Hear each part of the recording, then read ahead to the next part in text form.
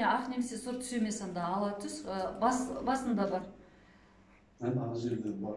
Жоқ, ақ жер болған, ол таза ақ емес. Егер жақыннан қарап көрсеңіз болады сіздің жаныңызда. Электронный вариант. Осмотра, посмотрите, там четко ясно видно. Сосын тағы бір несі, сыртындағы Байтұрсынов 13, Байтұрсын көшесінің бойынан Байтұрсын 13 ғимараты тарапында түсірілгені бар. Гоголь көшесімен міне қиылысы.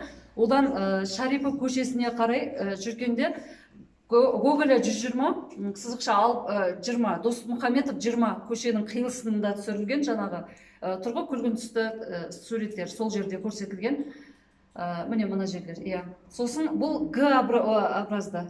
Және бұл шаштараз Гоголя көшесінен жоғары, Досмұхаметов көшесінің бойында Абай көшесіне, Төле би көшесіне қарасты, жоғары тарапта орналасқан, және оның жанында ғимаратында суреті бар. Міне. Түсінікті көрдік. Иманбек, қолдайсыз ба? Қолдайсыз ба талап тілекті? Құрметті сот, бұл дана дискі қылмыстық іс материалдарына тіркеуге қарсылығым жоқ. Алайда пікірімді айтып өткім келеді. Тағы қорғаушы айтып отырған қарама-қайшылық болды, және де бір бөлек тұрған ғимарат деп. Жәбірленуші куәгер үйтіп айтқан жоқ.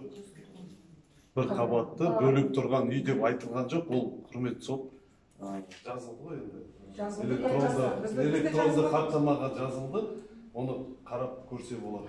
Үйтіп айтқан жоқ бөлек тұрған бір үй. Ол өзі сол бір қабатты ғимарат деп айтты. Бір қабатты ғимарат деп айтты. Одноэтажное здание. Ол сол нені сұлулық салонда айтып отыр. Мен оны солай түсінемін. Сіздер нақтылайтын сұрақ өйтіп қойған жоқсыздар. Жоқ, мен сұрадым, неше этажды деп сұрадым. Неше этажды ғимарат дедіңіз. Менің сұрағыма бір Жұмасбаева талап тілегін толығымен қанағаттанып, қылмыстық іске тіркейін. Осы фотосуретке, видеожазбаға берген қалыс адамдардың жауаптарын хаттамадан зерттеу арқылы сот осының бәріне іс бойынша түпкілікті шешім қабылдау кезінде баға береді.